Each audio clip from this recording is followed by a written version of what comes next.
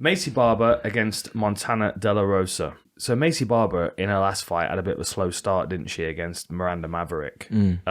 But then second and third round, I thought she came on strong, and she kind of, because she's a bully of a fighter, that's her style. And I think if she can bully fighters, then she overwhelms them. And so you look when she first came into the UFC. So she was on Contender Series. So she was against Jamie Colleen, ground and pound in the third round, bullying performance. Then Hannah Cyphers, who's wasn't particularly big by comparison, bullied her. JJ Aldrich, same situation, bullied her. Like, these are all stoppages. Then Gillian Robertson, same thing again, first round stoppage. But then with Modafferi and Grasso, she wasn't able to impose that game on them. Yeah. And you can kind of see her start to unravel a little bit. So the thing that impressed me about the Miranda Maverick fight was the fact that she had a rough first round, wasn't able to really get going, and then started coming on strong second and third. That shows me a growth to her game. But my question is, my nose is whistling.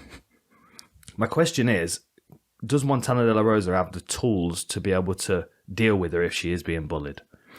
Yeah, that's what I thought, because I don't think Maycee, well, in the Grasso fight, she didn't deal well with someone who's like really technical striker. And I don't think Montana's, well, she's very jiu-jitsu ground-based fighter, yeah. so I don't think that it's going to be a problem that she's going to face in this fight. No. I think if Maycee Barber keeps this one standing, she'll be able to bully her. Yeah. But I think if she clinches, then it becomes a bit more questionable. And if she hits the ground, it's even more questionable.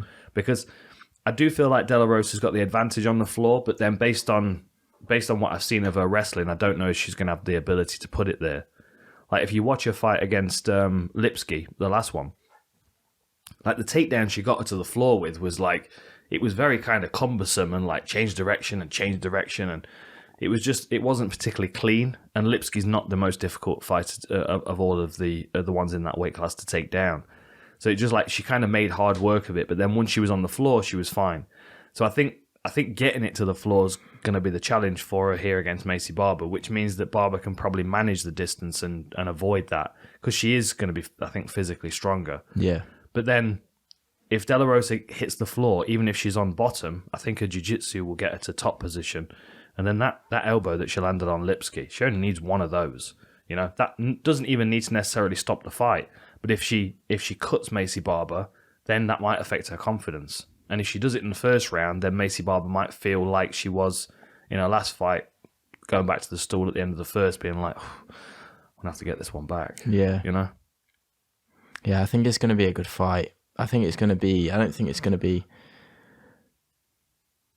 you said, I think it's going to be Maycee trying to bully Montana, but Maycee realising that she can't bully Montana. You reckon? I think, anyway. Are you saying De La Rosa's going to take it then?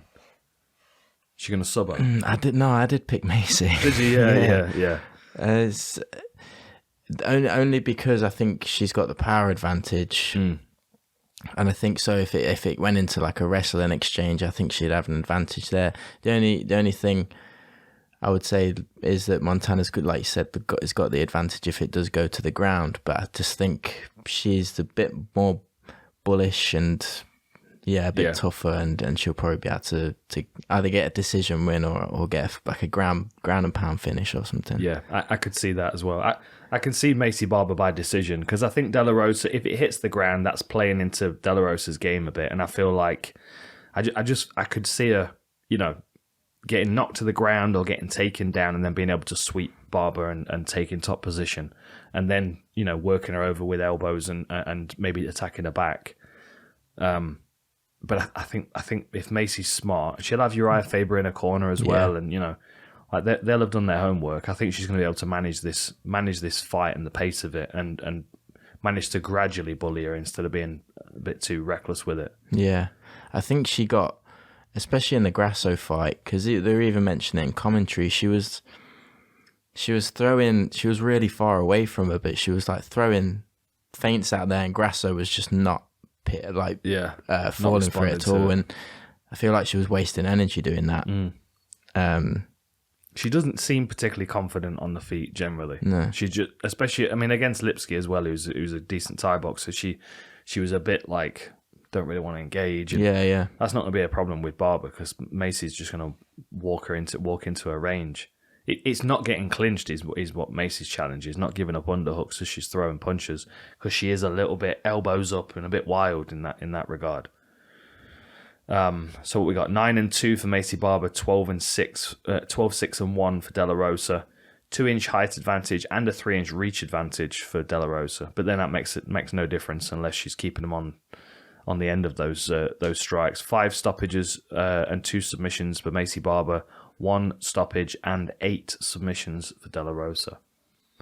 So again, it hits the ground, and De La Rosa's definitely got some options here. What's she subbing people with? So we've got arm bars, Nadia Kassem, Christina Marks, armbarred, Kathina Lowe, rear naked choke over Rachel Ostovich. So lots of arm bars and rear naked chokes, basically. In fact, all arm bars and rear naked chokes, and late in the rounds as well. Like she's only stopped 1 person in the first round. Sorry, 2 with arm bars. Yeah, I mean, as long as Maycee Barber don't take her eyes off the goal and sticks to the game plan, I think she wins here. I think she wins a decision. Yeah, same. I'm going to go for Maycee as well. Yeah.